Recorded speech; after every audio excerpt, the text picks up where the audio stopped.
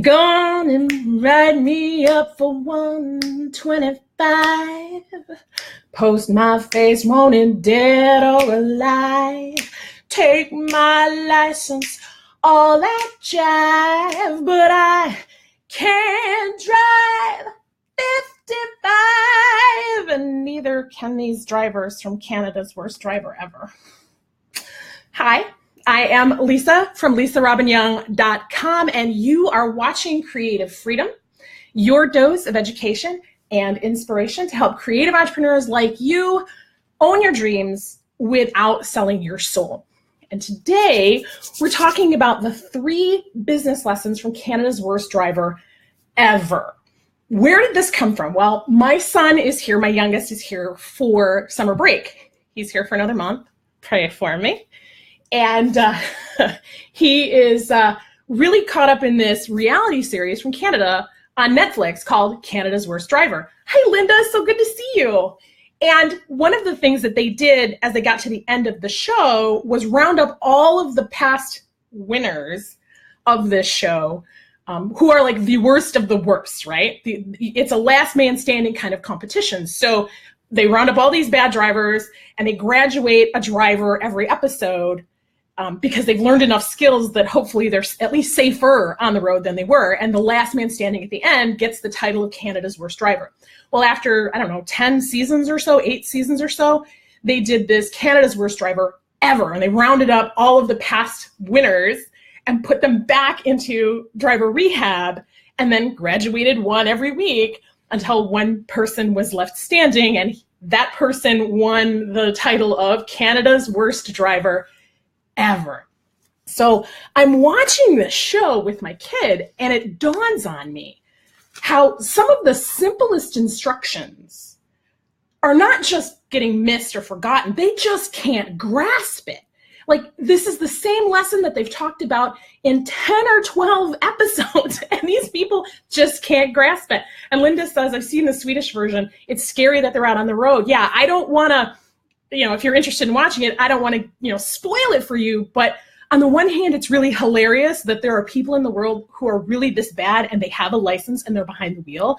And on the other hand, it's sad that they're just not getting it. And it's sad for a number of reasons. Some of these people have real anxiety about driving, and that's nothing to laugh at. So that's sad. And it's scary. It's scary when these people are out on the road because they all have to submit an audition video. So there's a camera and they're just doing their normal daily driving, and they're driving daily on the roads of Canada is so bad that the producers of the show are like, oh my gosh, we've got to get them in driver rehab. So and then they go back out on the road for their final road test and people are in the wrong lane. It's really scary. So these 3 lessons are lessons that I recognize apply to these drivers, but these are also lessons that I see creative entrepreneurs missing over and over. And I've done it myself in the past. I've fallen prey to some of these same mistakes. But I'm here to tell you, if you don't learn these lessons and start to apply them in your business is going to come to a screeching halt, pun intended, if you don't get these lessons learned. So we're going to start with lesson number 1. Check yourself before you wreck yourself, okay? Whether you're checking a seatbelt, a mirror, making sure that your seat's adjusted properly. As a driver, you need to make sure you've checked all of the parts and pieces to make sure that the vehicle's ready to get down the road. That includes checking yourself.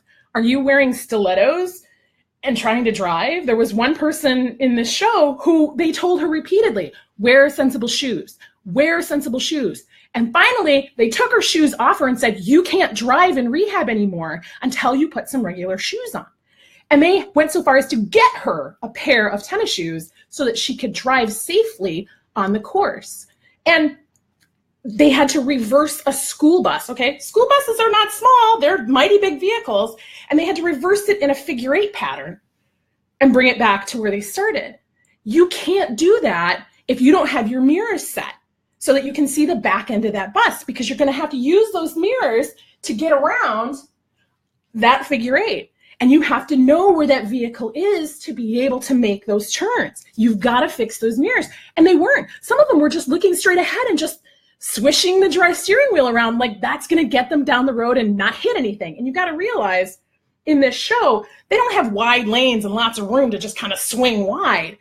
They have to, there's usually hubcaps and other metal and styrofoam walls and things like that that act as a barrier around these lane markers that they have to drive. And if they hit one, they fail. If they scratch a vehicle, they fail. They actually start each season with a brand new, gorgeous $37,000 brand new Ford Mustang. And by the end, it looks like it's been in a scrapyard for 20 years. It's terrible, right? So you got to know where stuff is. But the other piece to this check yourself is checking yourself, your mental health. They actually have a psychologist on staff because some of these people have legitimate anxiety about getting in a vehicle. They're afraid they're going to kill somebody, so they drive really, really slow. They've had accidents in the past, and so now they've got mental health issues around, oh my gosh, I don't want to kill anybody. I don't want to, so I'm just going to, and they freeze up. And if they're given a set of instructions and they rail against those instructions, they get frustrated and angry. They're in a crucible. And so it's important for them to have that mental health support to help them get through the program. All of this translates to creatives as well. You can't tackle being an entrepreneur, being a creative entrepreneur by yourself, not for very long. There are things you can do on your own, but at some point you're going to need help. You're going to need resources. You're going to need education or information. You're going to need the support of the people around you, or you're going to need to meet new people and have them become part of your support system. All of that stuff is really important. Entrepreneurialism is hard. It is difficult. It's not necessarily digging ditches unless that's what your career is. But as a creative entrepreneur, there are elements of building a business that aren't always easy. Sure, there are people who can do 6 figures in 6 minutes, but they are the exception, not the rule. And those are the things that we see most of the time. When I work with a client who's starting from almost zero or less than zero, I always tell them, don't expect 6 figures in the first year. If we do that, great, fabulous, celebration. But it takes time to build the business model, to make sure that you've got everything working properly, and then we can start to grow to a bigger dollar amount in your business. Now, if you're selling a $100,000 item, okay, then you might hit 6 figures relatively quickly, but you still have to do all of the legwork that gets you there, and that takes effort. Now, there's a difference between being a creative entrepreneur and just being a creative, and I'll talk about that in another episode, but we're creative entrepreneurs. We're trying to build a business doing this thing that we love, right?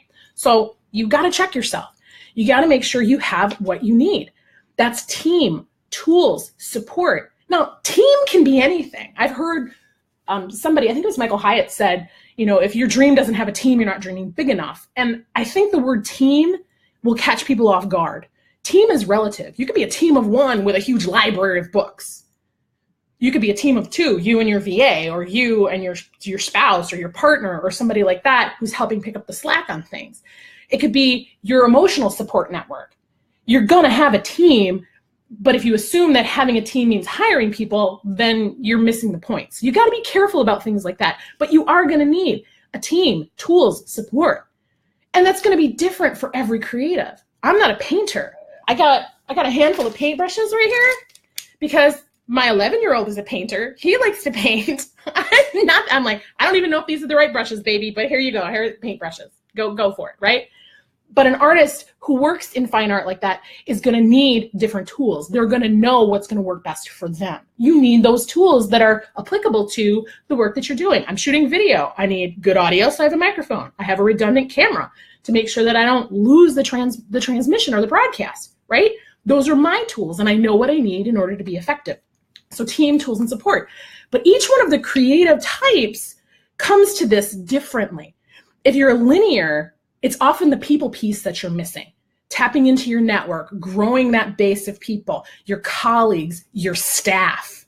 Okay, you have to remember systems and processes are great, but people are going to be running them, and people have to be able to manage them. So for linears, it's remembering that there are people involved in these systems and making those systems human and humane that helps them move the ball down the field. If you're a chaotic, then systems and processes are going to be the thing that trips you up. Oh my gosh, I don't want to look at the numbers. As long as there's enough money to spend, then I'm good. I don't care about the specifics. No, you've got to take the time to make the time to get to know what's really going on in your business from a income and expenses standpoint, what's really coming in, what's the business life cycle, what's the business model. I know a lot of chaotics who can't even tell me what the business model is. How do you actually make money in your business? What's the process? That's important to know. And then for fusions, the big challenge, and I'm a fusion and it's still a challenge for me, is to ask for help and receive it. A lot of times we've gotten good at asking, but we ask once and the answer is no, or the answer is not right now, so we stop asking. So we have to continue to ask, and sometimes we have to ask a different person. And then once they say yes, we have to be able to receive it the way they're offering it. A lot of times, I'll speak for myself, a lot of times I'll get help from somebody and it's like, oh, I didn't mean like that. Oh, like I could have done it faster myself. And for fusions, that's very true. We are very quick to get things done because we're quick studies and we have a diverse array of talents and skills that allows us to do things quickly. The problem is if we just go, oh, it's faster if I do it myself, which again is often true. But if we stay in that mindset, we end up doing all the things ourselves.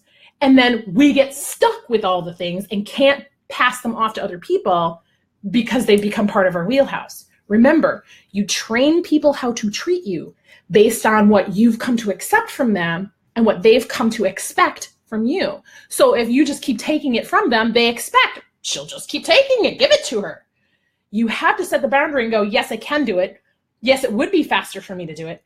And I need somebody else to do this so it's not on my plate anymore. And that means I'm going to have to be patient and I'm going to have to slow down and I'm just going to have to accept their help the way that it comes and not get upset that it's not exactly perfectly the way I would do it, because the way they do it is going to still get the job done. It's still going to work. It's just not the way I would do it. We have to get used to letting go of that and trusting somebody else to do the job that they're hired to do. And hired, again, that's a term that can mean money, time, energy, any resource that you're using to compensate another person for the work that they're doing. And more supports, coaches, accountability members, partners. I've had an accountability partner for, I don't know, I think we're on year 4 now. We've been together for quite a while and I love her. She's a gold mine to me. And I talk about her all the time and how awesome it is to have that person that I can connect with once a week and really just tap into, here's what's going on for me. I have an accountability club for my clients that they can go there, they can share what they're working on, they can share where they're struggling, they can celebrate their wins, they can ask for support and encouragement, and they do. And I find that it helps them when they show up and they check in regularly. That's an important piece of the pie. You need to have that support because a lot of times creatives work in a realm where people don't get us. The people around us don't get us. I don't understand why you got to do that thing that you said you love doing because it ain't making you any money right now. Why don't you just go get a real job? Because I can't. I can't. I want you to understand that much like you wouldn't intentionally put your leg in a bear trap, that's what working a day job is like for me. I can't do it. Or I'm just not emotionally or physically wired to do it. Several of my clients come to me with chronic illnesses or ailments that don't allow them to work a day job. So this is the only way they can make a living comfortably for themselves, healthily for themselves, and they've got to make it work.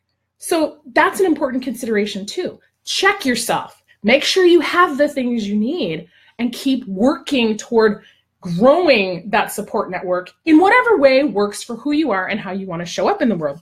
Otherwise, you're going to find yourself going the wrong way down the street of your dreams, which brings me to point number 2.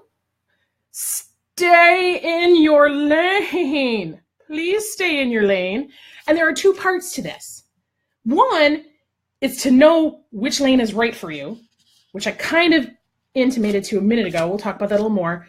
But then the second piece to that is to know which lane is right for your clients, because there's stay in your lane, which is like get there, but you got to know where there is, right? So where is that for you and where is that for your clients? Which lane is right for you? That's how do you best show up in the world?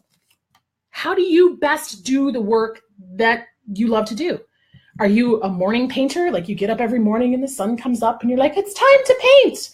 Are you an end of the evening night owl and like you play around and do other stuff all day long, but at like 10 o'clock at night, boom, I am like in, and let's do it. Let's whatever it is I'm working on, let's get it done. The kids are asleep. I got 2 hours. Let's get some stuff done. Let's make magic happen. Let's finish that project today, right? You have to know how you best show up and what best works for you. Now, I'm not saying you're always going to get to work in optimal conditions, but if you don't have clarity on what those conditions are, you're going to be throwing spaghetti on the wall. You're going to show up at 10 and be bedraggled and run down. You're going to, show up at 10 o'clock at night and be so tired you can't even keep your eyes open. You have to know what works for you, not just in the timelines of working. Linda says, I've done enough swerving now. Yes, done enough swerving. I love that. Hi, Shalonda. Hey, Karen. Nice to see you. And we have to know what's going to work for us, not just in terms of when we work our best, but how do we work our best? For example, I love being on a stage. Give me a spotlight. I have one right there. Give me a spotlight, give me a microphone, and I'm the talkingest damn thing there is, right? So I know that this is a format that I do really well in, and that's where I want to show up. And that's why I'm doing these live episodes more and fewer of the pre-recorded episodes. Now, it's uncomfortable for me because I don't know who's going to show up. I don't know what's going to get said. I don't know if the camera's going to die or the network's going to drop like our first episode. But I'm here because this is the mode in which I come alive. And people always go, oh, your energy is so great. I'm like, okay, I don't even know. I'm just like, I'm channeling this message. I've got my notes, but it's just coming to me extemporaneously because this is where I do my best work, right? If you ask me to sit down and edit video for 4 hours, I'd be like, can we go home now? I'm so tired. No, please make it stop, right? So you have to know what works best for you all the way around.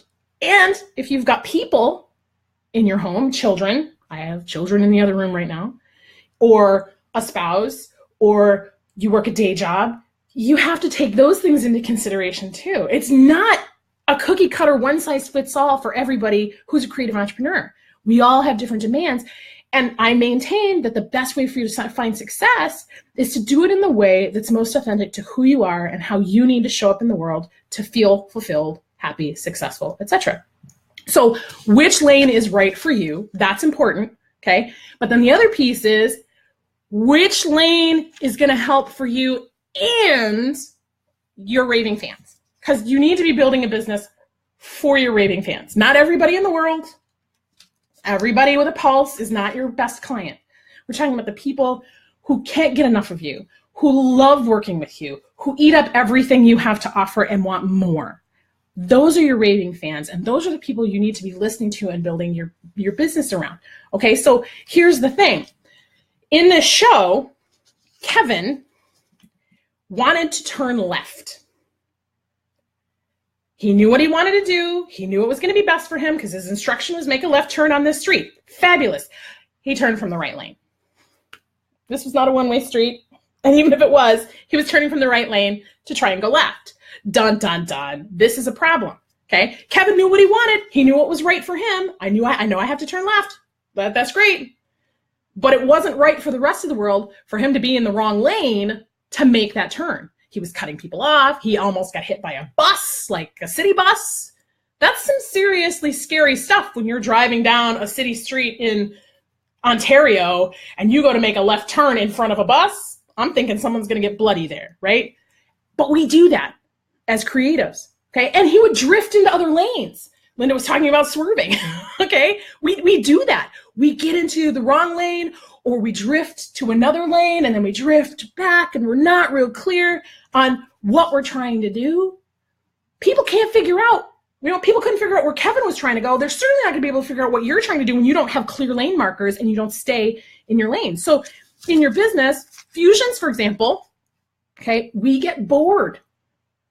We've been doing the same thing for 3 weeks. And we're in our own head and no one else is hearing what's going on. And it feels like we're in an echo chamber and all we can hear is ourselves because we've been beating the same drum for 3 weeks and we're bored. And oh, look, bright, shiny, something new. Let's go after that. Let's go chase that thing because that's new. It's different than what we're doing now and maybe that'll get us better results. No, because you're just getting to the point where people are finally starting to hear you and you're changing gears. You're moving in a different direction and that confuses people. It can take standard marketing theory says it can take anywhere from 7 to 15 touches, reaching out, making contact, building awareness around an idea, a thought, you as a brand. 7 to 15 times somebody has to come into contact with what you're talking about before it's even going to hit their radar. Oh, I can't tell you how many people are like, you have a business incubator? I've been doing it for a year. Where have you been? Like, where have you been? Yes, I have a business incubator, and I take 5 to 10 clients and I help them grow their business. Like, that's part of what I do with my clients. I had no idea. Really?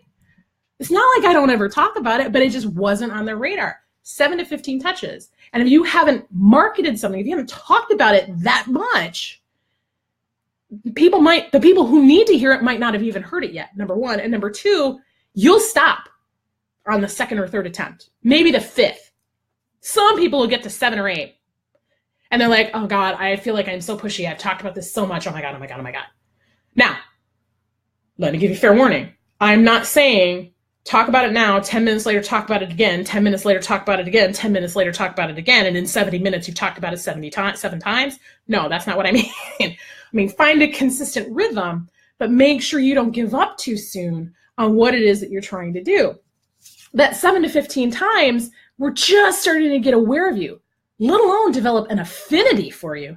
Linda says, oh, look, squirrel. Yes, exactly. That's what we do. We're like, I'll go get that. That's what everybody's talking about right now. Let's do that. But we need to stay present and we need to keep banging that drum. Sometimes when I'm in the house, I'll hear a noise. And I'm like, what was that? But if it stops, I'm done and I just keep going, right? But if it's persistent, like the microwave has beeped because somebody's soup is ready, and then 30 seconds later it beeps again, and then a minute later it beeps again, and then a minute and a half later it beeps again, and I'm like, what the heck is that noise? And I go out there and it's the microwave. It's that kind of, not because you're trying to annoy somebody, but because you need them to be aware.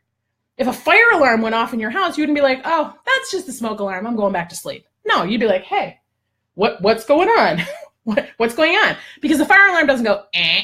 It goes, eh, eh, eh. It's persistent. And we have to persist as business owners. And you can do that without being snarky, overbearing, pushy. You can talk about something and share your enthusiasm for it, and it doesn't mean that you're being pushy. Because raving fans don't happen overnight. It takes time to build that kind of stuff. If you don't keep showing up, if you don't keep beating that drum, it's like, well, I put 3 tweets out on Twitter and I made no money, so I'm going to stop doing it. You have to understand the bigger context of what's going on.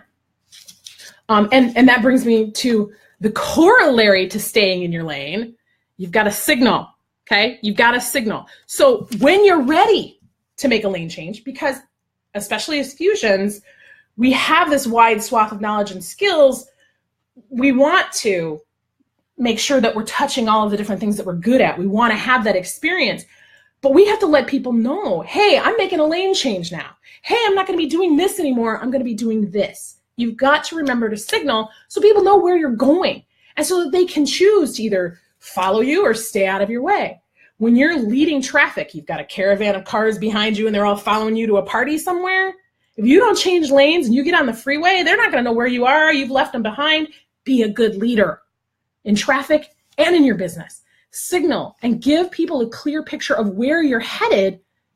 And please, please, please don't straddle the lanes, yo. Don't straddle the lanes. We're like, well, I can't decide. I want to be, maybe I want to get, I'll just ride down the middle and let them figure it out. No, because you're going to drive everybody crazy. You're going to drive everybody crazy. Which brings me to the 3rd lesson.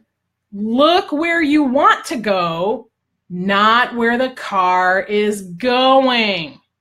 I'm going to hold that there for a second because it's important.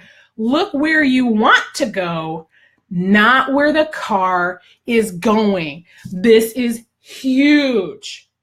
And this really speaks to our fear, but I want to give the Canada's Worst Driver story first because this is so indicative of what happens to us. They were given a road test where they intentionally put the vehicle into a spin on simulated ice. So they are swerving out of control, coming at a brick wall. It's actually really thick styrofoam, but there's a wall in front of them. And they are careening at it in a skid on ice, simulated ice, but still. And they have to turn the vehicle out of the spin and get down the road. So they're coming at the wall, they've got to turn and not hit the wall.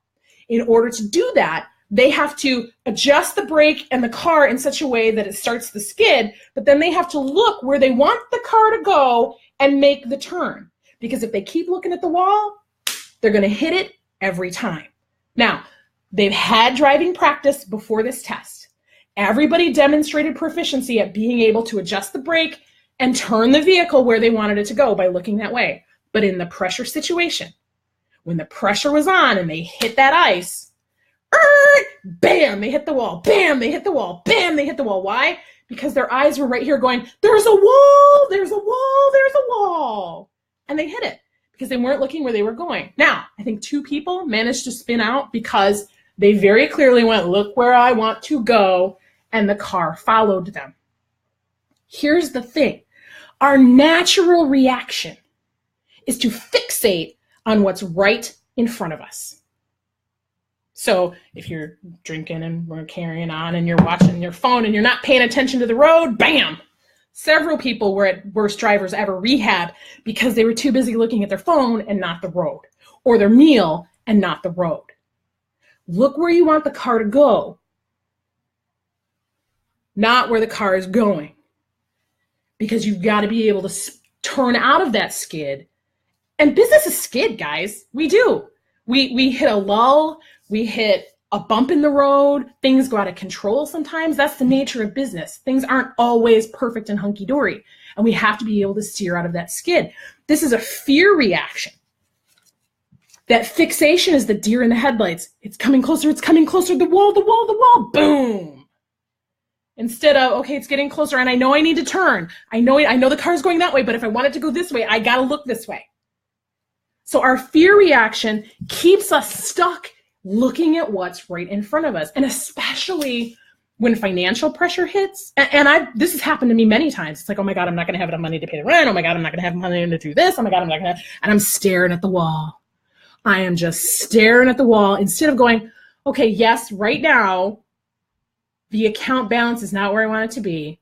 And I know I want to get over there. So let me focus on that and how I can get there instead of focusing here on what I don't have. And this is an important distinction, okay? You need to know where your focus is. And you have to be aware of what you're fixating on. Are you fixated on the wall that you're going to crash into, or are you fixated on the future direction that you're trying to achieve? Are you fixated on the wall, or are you fixated on the direction that you're trying to achieve? Don't ignore the wall. I'm not saying pretend like the wall is not there, because that's another surefire way to run right into the wall. Oh, I don't care that I don't have enough money. I got plenty of money. I'm just going to spend, and then you're going to be broke, and people are going to be knocking on your door in really bad ways. But there's a difference between awareness and fixation. I'm aware that the wall is there, and I have to look this way and turn if I want to go that way. I'm aware. I'm not fixated. Okay? I'm aware there's a fly in the room. I'm not fixated on the fly. Does that make sense? I hope so.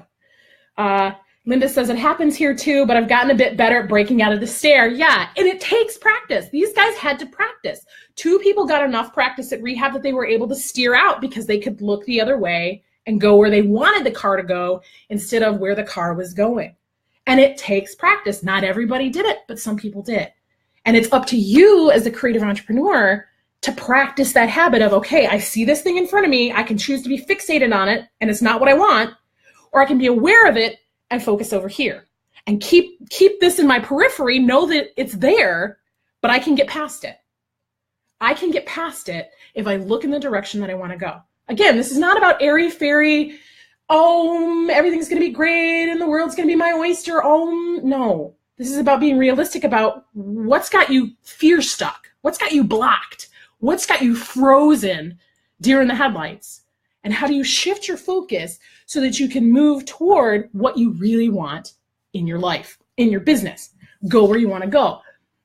Goals help with that. Inspiring goals. Dumb goals.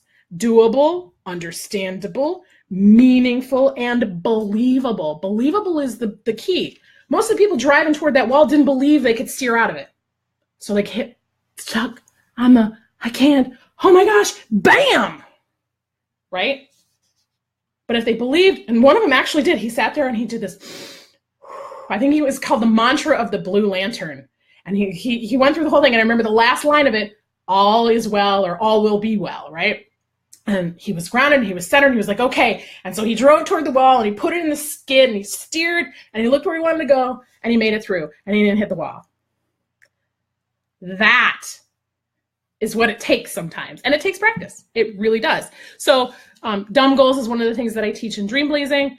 There's a blog post on the website about it. I've got a link to that in the post here so that you can access all the things that I'm referencing in these episodes, because I know that this is live and we can't always put fancy links on the page because it's live. So Creative Freedom Live is an inspiring goal for me. It's doable, it's understandable, it's meaningful, it's believable. It's something that fires me up. And it's something that I'm driving toward right now, despite the other things that are going on. I've got 2 kids here and they've got their demands and all of that. I could stay fixated on that and, oh my God, I gotta take care of them. I gotta take care of them. I gotta take care of them. Or I can look at the direction I want my vehicle to go and say, Creative Freedom Live, that's coming up in October. That's something I really want to do. That's something I really want to share my enthusiasm for, because this is something that, 1, I've never done it before live, but 2, I've never done it in this format with other people. And it's a really great opportunity for a small group of entrepreneurs, creative entrepreneurs, to get together and really unpack their businesses, look at their business models, and start making a growth plan for the next 12 months, all the way through 2018. So that you know when the year starts, this is what I'm working on. This is where I want the vehicle to go. And that's where I'm going to fix my gaze. And how to course correct when you do hit the skid. How do you get back? You know, that's all the stuff that we're going to be talking about. So of course, I am like juiced. Like that's a thing that gets me up in the morning and gets me going and keeps me fixed on moving forward, even when things are hard. Even when client income is down or something else hits the skid, I know how to course correct and get back on track because I've got something that's holding my gaze. And so if that's something that you're interested in, you can go to creativefreedomlive.com, creativefreedomlive.com. The forepay for the event ends this week. So if you want to get the installment plan to make it really easy to say yes to come to Nashville in October, that's going away this week. So I want to make sure that you're aware of that. So those are the 3 things. You want to stay in your lane. You want to check yourself before you wreck yourself. And you want to make sure that you are pointing the vehicle in the direction that you want it to go. Rachel says this is a great analogy. Thanks, Rachel. Good to see you. So glad you're here. My Facebook Lives are not as cool as Rachel's. She's got like music and props and all kinds of fun. And I'm just me. So with sticky notes. So, but I want to hear from you guys, right? So are there real world driving lessons that apply for you and your business that I didn't talk about? Or how do these apply to your business in ways that you're just like, oh my gosh, you're right. I do that. I hadn't realized. Share your thoughts and ideas in the comments. This is a way that we can be a rising tide for everyone, because when you recognize something and you have an aha, very often it triggers something for someone else who might be like, I think maybe, but I'm not sure. And then when you articulate it, people go, yeah, that's it. That's me. Because while we all speak the same language, we all speak it differently. And so again, 7 to 15 times, I might say it and it might not sink in. But when you go, well, I had this aha, people go, oh yeah, me too, because it finally sunk in for them. So don't be afraid to share your thoughts, share your comments, and be a rising tide for everybody, because that's what this is all about. So we've come to kind of the end here. Rachel says, I am literally here taking notes on your live skills. I don't know about all that, but okay. And she said, I'm inspiring her. So thank you, Rachel, because you kind of help me like up my game every time I watch one of your lives. So thanks for being a cheerleader today. And if you guys liked this episode and want to see more like this, then like this video, share this video, tell your friends to come watch next week, 1 p.m. Central. I'm trying to do these pretty consistently. Next week, we're going to actually talk about how to make better decisions in your life and your business Last episode, I talked about the filters, the questions that I use. I want to actually take you through the process of developing those questions for yourself so that you have a strong filter when challenges and opportunities come your way so that you can make better decisions for your own life and your own business. So until then, if you're looking for more inspiring stories, songs, resources to help you own your dreams without selling your soul, then you need to come check me out over at lisarobinyoung.com, because that's where all the goodies are. And I will see you guys next week. And until then, take care.